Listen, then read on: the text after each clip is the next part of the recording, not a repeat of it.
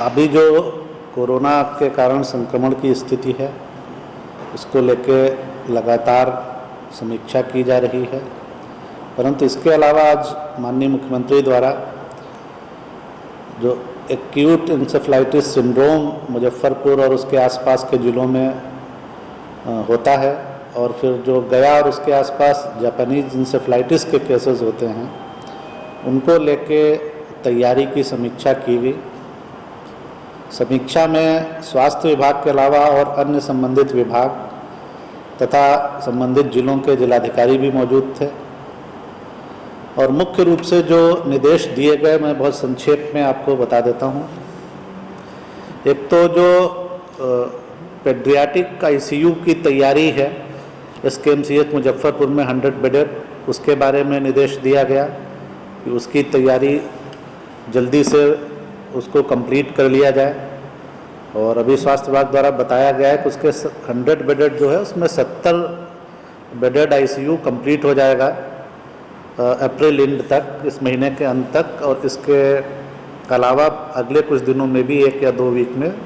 उसको कंप्लीट करने का प्रयास किया जा रहा है। इसके अलावा जो इन बीमारियों के इलाज के लिए जो डॉक्टर्स हैं, उनकी ट्रेनिंग भी स्वास्थ्य विभाग करा रहा है, तो उसको और भी अच्छे से ट्रेनिंग देने का निर्देश दिया गया है।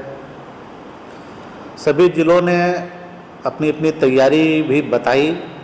और सभी जिलों में इसकी बहुत अच्छी तरह से जिलाधिकारियों ने तैयारी की है। सिविल सर्जन्स ने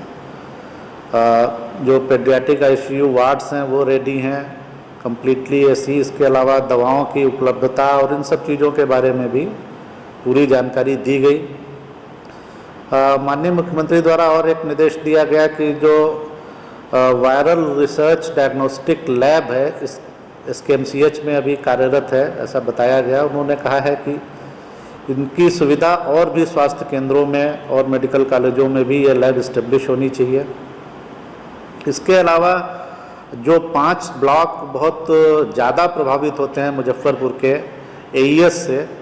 तो वहाँ पर सोशियो इकोनॉमिक सर्वे कराया गया था जीविका के माध्यम से, और बहुत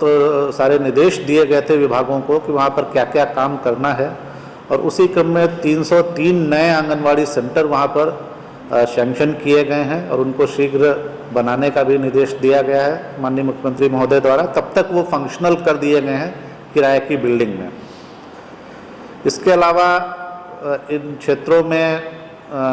जो डोर टू डोर स्क्रीनिंग स्वास्थ्य विभाग द्वारा अभी कोविड को लेकर की जा रही है, और अब तो निर्देश दिया गया है कि उसको सभी जिलों में कराना है। तो विशेष रूप से मुजफ्फरपुर और ऐसे जो एईएस से प्रभावित जिले रहते हैं,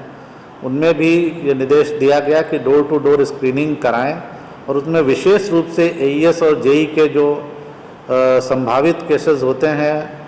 अगर कहीं पर मेल न्यूट्रिशन का कोई मामला दिखता है, कोई बच्चा बीमार रहता है, उन सब की भी लिस्टिंग कराएं, और उनको जो भी आवश्यक न्यूट्रिशनल सप्लीमेंट या अन्य जो भी आवश्यक चीज़ें हैं वो सब उनको मुहैया कराई जाएं। मैं ये भी बताना चाहूँगा कि एईएस के केसेस के लिए जो रेफरल ट्रांसपोर्ट है, यानी एम्बुलेंस है, या लोग प्राइवेट व्हीकल करके भी, क्योंकि इसमें बच्चों को हॉस्पिटल जल्दी से लाना बहुत महत्वपूर्ण होता है,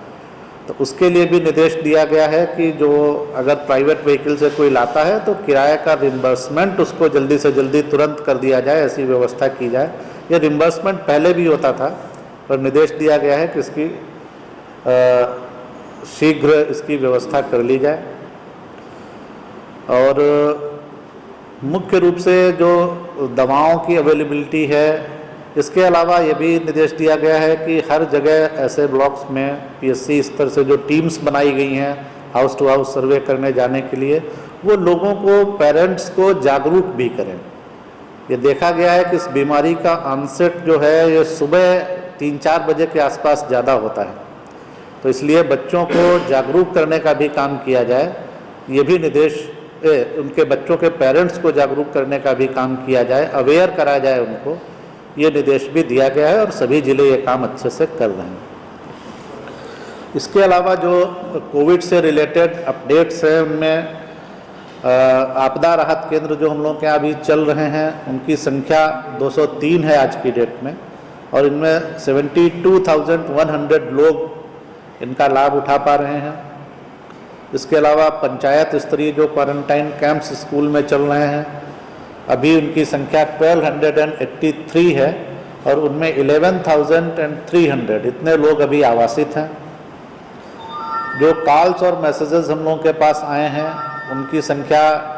जो बाहर फंसे हुए हैं बिहार के लोग विभिन्न राज्यों में, उनसे जो मैसेजेस और कॉल्स हमको आते हैं, उनकी संख्या बढ़ के आज 1,14,000 हो गई है और इनमें कुल 14,52,000 लोग लगभग सम्मिलित हैं।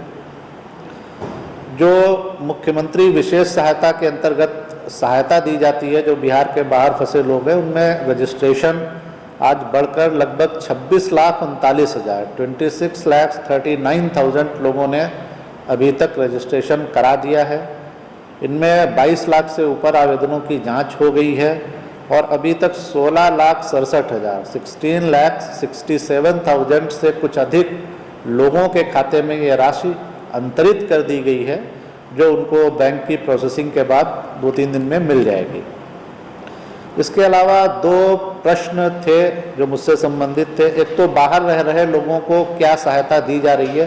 तो इसीलिए मैंने अभी बताया कि एक तो हम लोग जो मुख्यमंत्री विशेष सहायता देते हैं 1,000 रुपये प्रति व्यक्ति,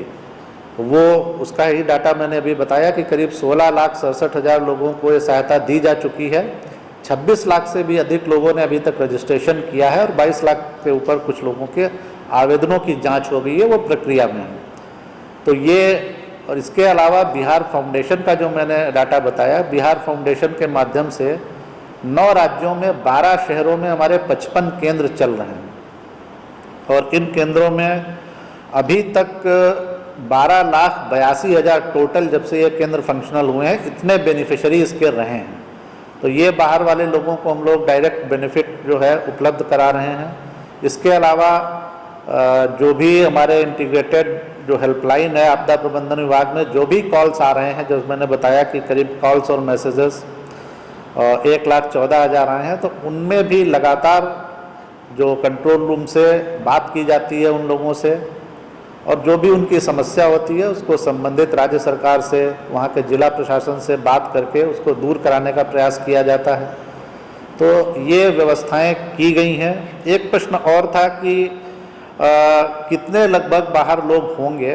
तो इसका हम लोगों के पास कोई एग्जैक्ट डाटा नहीं है, लेकिन मैं इतना ज़रूर कहना चाहूँगा कि जो अभी तक हमारे पास आवेदन आए हैं 26,39,000, तो आप इससे अंदाज़ा लगा सकते हैं कि ये जो बाहर लोग हैं वो इससे भी ज़्यादा ही होंगे।